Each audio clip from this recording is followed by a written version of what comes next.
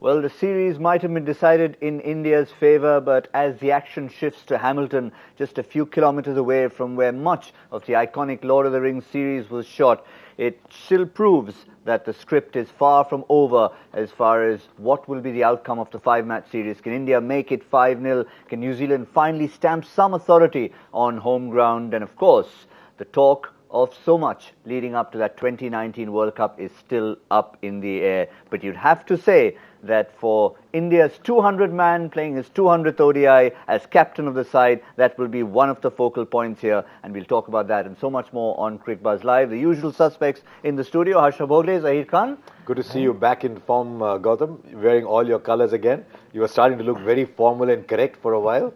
I was hoping the black shirt wouldn't put anybody off, but I have to just clarify something. You know, we have a show flow for all these wonderful shows that our producer diligently puts forward, and the one I got early in the morning had an entire flow just about one man. We had to tell him there are two teams playing, it's about Rohit Sharma and so much more.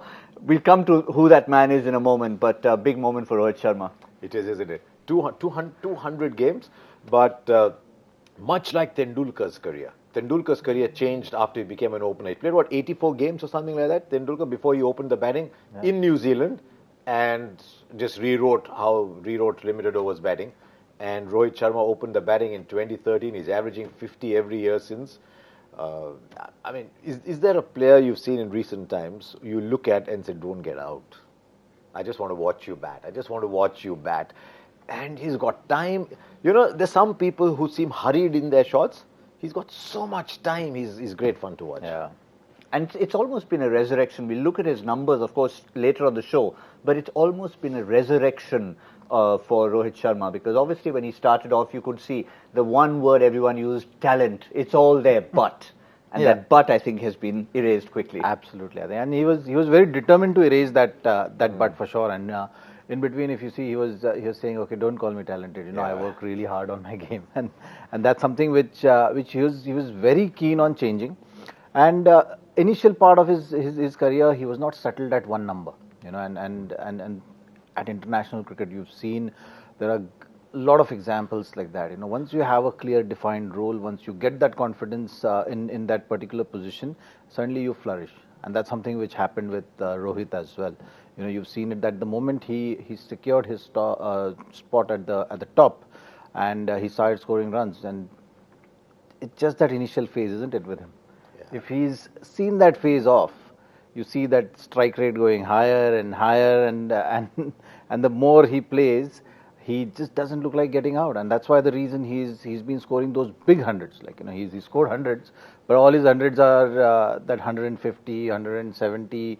He scored three double hundred now. I mean, that just shows that what kind of authority he has especially in the white ball cricket format. You know, with someone like Rohit, you almost don't want to use numbers to tell how great he is. You just want to experience watching Rohit Sharma bat at the top of the order. He'll suddenly play one shot that will wake you up and, you know, I want to keep watching. It might just be a push through the offside. It might be that pickup shot that goes soaring into the stands. But the numbers are awesome. Yes. He's had 3 doubles. Yeah. When he gets 100, he averages 145?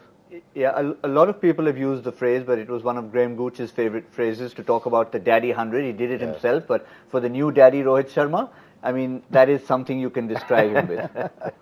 Absolutely. I think that strike rate. Asking about daddies. The strike rate you're talking about, his last 50 runs comes at an average of some ridiculous 12, numbers, 15 deliveries, something like that. Like, you know, so if his strike rate is, I've looked at some of the numbers that Deepu is sending us. 176 his strike rate after he scores 100. Yeah. Which is outstanding for T20. Because every time we've looked back, particularly at his double hundreds, you know, you'd expect a person, in the old days before one was scored, we expected that someone who goes on to make a one-day double hundred will typically probably have 100 of 55 balls and then capitalize on that. Rohit's very different. He starts slowly, he builds his way in, settles in, has the mattress there, and then says, okay. And of course, if Virat is run out, then then it's a separate story. It's almost as if he tells himself, I have to score for 2 now. Yeah, I know we said that we sometimes just want to sit and watch him bat, but there are other times you would like to see how the numbers go along with all the elegance and everything that goes with it. And this is something we've seen in the past during the Australia series. Worth revisiting this, because we briefly mentioned it, career of two halves, but have a look at those orange numbers. That's from 2013 onwards, and that's a significant jump. I mean, people do improve as their careers go, but this is not an improvement. It's an exponential growth. I think one other thing happened just before that, which is the pain of missing out on the 2011 World Cup. Rohit wasn't picked for the 2011 World Cup, and he's often talked about the pain of not playing the 2011 World Cup. And luckily for him, MS said, go and open the wedding. Much like Saurav told Sehwag, go and open the wedding. And it's been the rebirth of Rohit Sharma.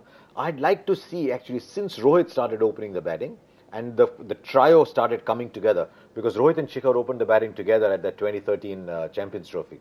I'd like to see if India's win percentage has changed since, and whether it's the coming together of a very special team with this top three coming together. So, yeah, those numbers are awesome. That was one, but the other comparison that will always come out, and I think the other day off camera we were discussing someone like, is it Mark Waugh? Yeah, he just said, I love Rohit Sharma. He said, I rates like him Rohit above more than Virat Kohli. Yeah, some do that. I mean, Mark Waugh batted like that. Some would. I mean, Virat's numbers are you can't contest Virat's numbers, but it's very close. Certainly is, but yeah, again, worth having a look.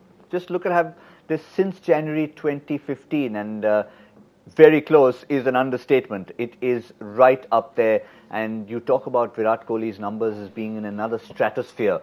Well, I think Rohit's found his way into that stratosphere, if you have a look at this. Well, those numbers are suggesting clearly, and when you have two of the top three batsmen having these kind of numbers, matching innings by innings, you are going to produce results. You know, there's no doubt that you are more often than not going to have that score which is well above par, and that's something which has been setting the platform for the bowlers as well. You know, we've been talking about seamers setting the platform for the spinners.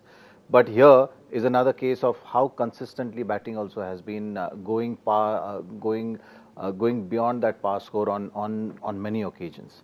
And when you have a platform like this, like your last 10 overs, your last 5 overs, you always have that liberty to go after the bowling, and the bowling is always under pressure. So when top three are scoring consistently, your middle order is always breathing easy. There's always been a bit of hype around Rohit Sharma. He talked about this talent. The reason people kept saying talent, and the reason people kept getting a bit frustrated watching Rohit Sharma, is you looked at him and he played the shots that you remember, and he was making 20s and 30s, and that is why people were getting frustrated, and he was getting angry with people who were saying that they were getting frustrated with him, and all in all, it wasn't a happy state.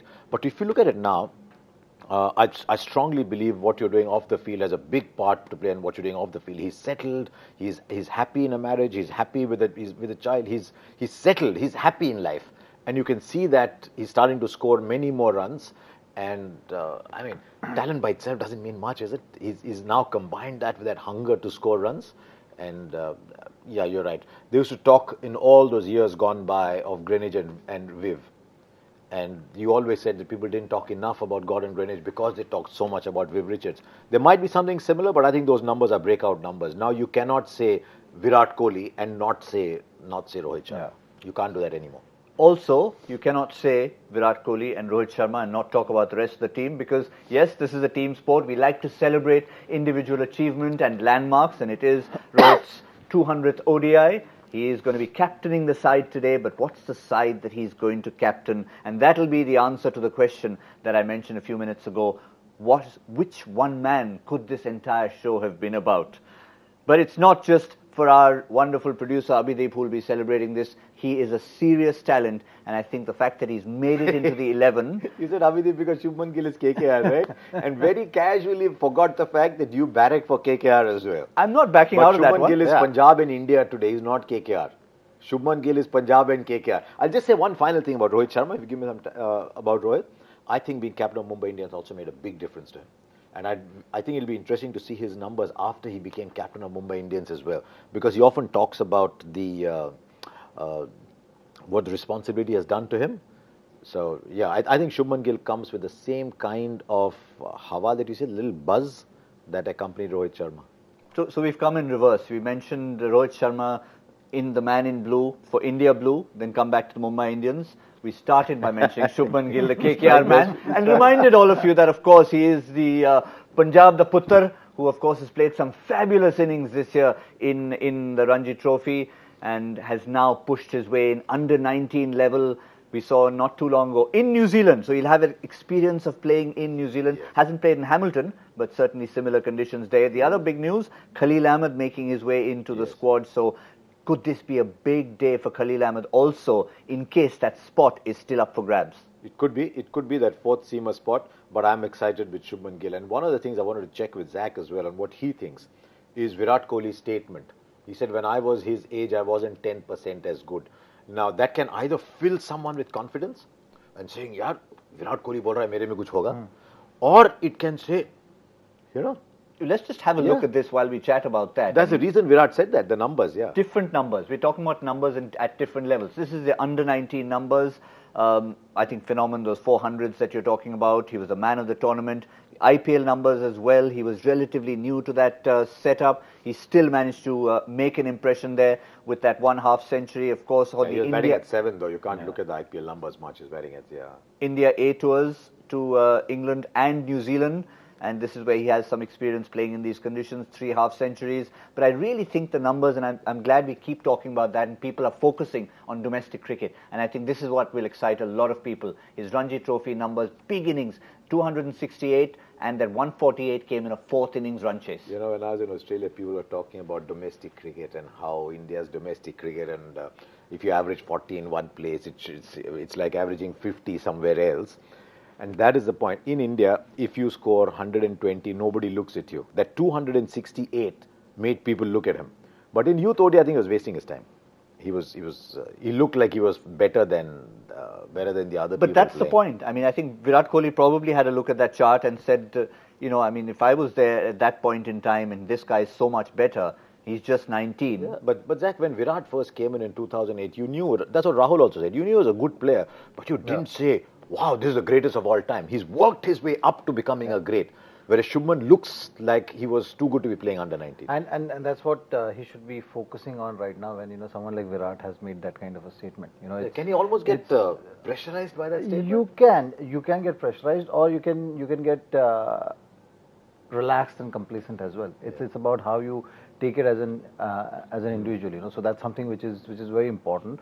So what Virat did after that, is something which he should be focusing on. Yeah. Like how he really grew as a cricketer, and how he kept on adding things, and how he went about his business in terms of not only just focusing on the skill set, not only just working on his batting, but also adding those other things as well.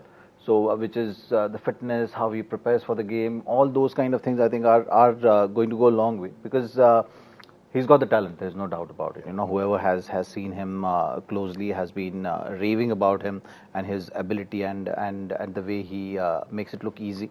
So I think even Virat, what the statement he has made, he's not made the statement by looking at the numbers. He has definitely made that statement when he's seen him bat in the nets, when he's seen him facing the good bowlers which are there around in the nets, like when you have likes of Shami bowling the way he's bowling, and if he's making it look easy, so that's something which knows that the guy is prepared. The guy has got enough time to face the bowlers. That was the case with Rohit Sharma as well. When I first saw Rohit Sharma in one of the Duleep Trophy games, he didn't score much, but you knew that he's got talent and he's going to go a long way. And the earlier part, maybe he was the runs which he's scoring off that short pitch deliveries right now, no one can bowl. He would try and play those shots there as well, but he would get out. And that's something which, as a batsman, you have to learn. So in Rohit's case, what we are discussing, he has figured out a way of building those big innings, because there are phases of the game where you have to be quiet, there are phases of the game where you have to be dominant.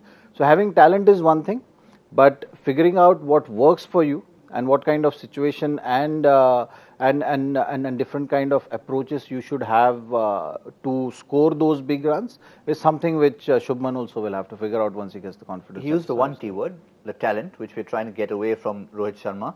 It's the other T word, the temperament, that I think a lot of people are attributing to Shubman Gill. which he'll be glad about and the world will be glad about as well, that you're not just saying that, okay, there's something blossoming there. He has a head on his shoulders. When you talk privately to people who are in the Indian team at the moment, they say this kid is something different. I think Dinesh Karthik went on record after last year's IPL. Yeah.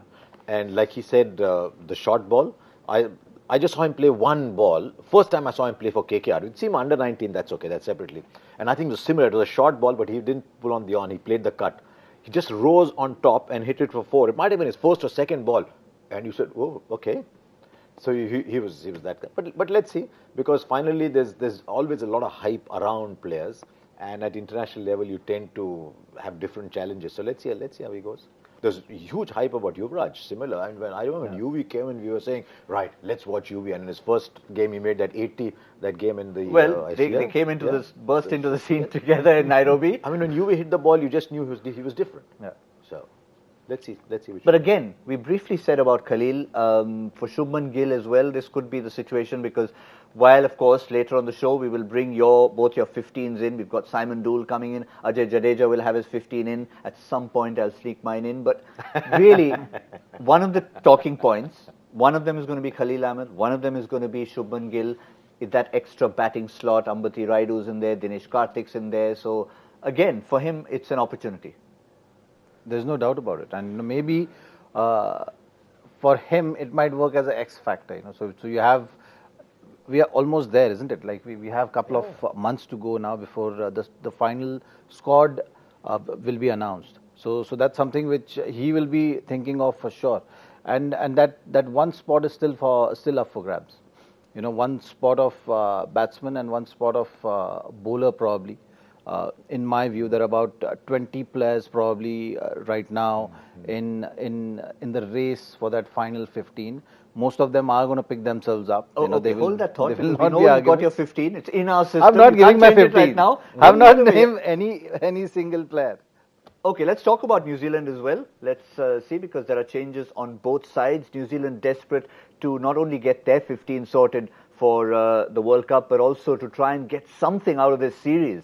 So you've got the big man, Colin de Grandhomme, back in the side. Todd Astl's been talked about. He comes in place of Ish Sodhi and Jimmy Neesham. Again, so two hard-hitting all-rounders will make their way back, which means without Colin Munro at the top, you've got someone who they rate very highly as a versatile cricketer, Henry Nicholls. He can bat anywhere. I actually thought they might open with Tom Latham. When I was looking at my New Zealand side for the World, I thought Latham was a third opener. So I thought Latham would open. But look at that bowling today, because India's batting first. You got Trent Boult, and then Matt Henry, who can be expensive, but he's got something about him. Then who bowls for you? Todd Astle, Mitch Santner, Colin de Grandhomme, James Neesham. I think the bowling is a little light today in terms of pure bowlers. There's lots of all-rounders in there, but a little light on pure bowling, I think. Going back to the days of Gavin Larson and Chris Harris. But they bowled well on those surfaces. These are maybe... I was about to say, this team looks like some 7 years earlier. He talked about the They used to have all-rounders, a lot of all-rounders in the New Zealand side. But again, it's coming from the concern of not being able to play those 50 overs. So that's something which has been playing on the New Zealand team management's mind. So that's something they want to cover up. So in these kind of scenarios, they're just saying that, okay, it's fine. We'll just make sure that we score so many runs that our bowlers will have enough cushion. Yeah. Well, he said due today. You just cross the Bombay Hills. You talk about what are that place? Khandala Hills. Khandala, that's of course in Wellington. And okay, yeah, this is Hamilton. You're starting to get dew as well. So let's see how it is. And that's another reason they're looking to bowl first. When you are bowling light, you want to know what the target is, because you're backing your batting to go cover up those 25, 30 runs. I think they're looking a little overawed as well. They said India's teaching us a lesson. And they don't have a lot of matches before the World Cup starts, because their home cricket is not. I think Bangladesh come there, or Bangladesh to come play for a at home. full series, yes. For a full series, that's not going to be great competition in those conditions for them. I'm not saying Bangladesh is a bad side, but in those conditions, they're not going to challenge as much as India are going to challenge. And suddenly they're up against a great side and against a better side and they're 3-0 down. So they're a bit rattled at the moment, New Zealand. I think their World Cup plans have got gone a little in disarray. Yeah, they weren't expecting to be where they were, and definitely 3-0 down in this series. But better to be now than at the World Cup. Absolutely. But looking at the scores, I know, I mean, again, not so much from the point of view as our predicting quality, but it's from a New Zealand point of view. They will be looking to keep India down to something they can chase down today. So, but from India's point of view, again, Rohit Sharma at the top. No Virat Kohli in there, but an exciting new talent in. What kind of score are we looking at here in Hamilton, which has seen some high scores in the past? Well, I think it will depend on what kind of wicket it is. You know, if dew is a factor later, I don't think Hamilton is going to have a lot of help for bowlers in the wicket. Straight boundaries are very short, so that's something which meters, the set one short boundary they're telling set us. Batsman will be able to take advantage of that. No Virat Kohli, so that may be a factor in terms of getting that score above par. Shubman Gill obviously playing his first match, so you have to see how he deals with pressure. There's always these nerves when you're crossing that bridge, isn't it? This is for Shubman Gill. It's about crossing that bridge now, that domestic to international cricket. So it'll be interesting to see how he takes the responsibility of that. So all in all, I think we can look at safely say modern day cricket. You know, where you start with the game with the mindset of getting to that magic number, which is 300, isn't it? In these days? Just looking at that pitch report that's coming, even grass covering, some pace and bounds, but worried about 2-pace track. It's only the second game played on this on this pitch. Okay, so if you trust that pitch report, then probably all right. For a change, I'll go first and back myself a number. I'm going to go with 311. Okay. Over to you, gentlemen, for a number. 285. 285, 2-paced wicket. Read the pitch report. 290. Chalo. Look, I read the pitch report, trusting the pitch report. Now, hope the guy has made the right assessment. Correct. 285, 290, 311. Well, it's over to India minus Virat Kohli to try and put something of substance up there. New Zealand will want to try and pick it up and chase it down with possible dew later in the evening. Joy factor is what we've got next, and we were asking Joy to make it a little bit tougher. Has he done so? Let's find out what we have today for our fourth ODI in Hamilton. This already looks like having something interesting. His Twitter bio reads, part-time fisherman, full-time human being, play the odd game of cricket, and he has a Mumbai connection. Who is he, and what cricket record does he hold in Hamilton? So, Joy, too many clues. Yeah, too many clues. Of course, there's too many clues. Joy's in a very kind mood these days. He's giving too many clues. What was he concerned about? I don't know. Maybe he wants more people to answer his questions. Yes. It's a tough one, but there's clues. Yes, it's a tough one. He's put in some clues in there. So get in there. We probably, before we've even finished the sentence and before Harsha and Zaheer even had a chance to react to that, I suspect we've already had about 10 answers coming in. Shwet definitely has got his answer in. Please, all of you, hashtag Cricbuzz Live, get those answers in. We've got another important hashtag today, and that is hashtag My World Cup Squad. And that's what we're going to get our experts in the studio to pick. We want all of you to put in your squads and see how many of them match. How many X factors will we have in that 15? And we will, of course, talk about all that in our mid-innings show and even at the end of the game, because Simon Dool is going to be sending his squad for India and New Zealand. Well, that's all we have on Cricbuzz Live, because, well, India have been put into bat by Kane Williamson. He expects a bit of dew. Hamilton, fourth ODI. Can India make it 4-0 on the way to a possible 5-0? We'll see you on Cricbuzz Combox in the 15th over.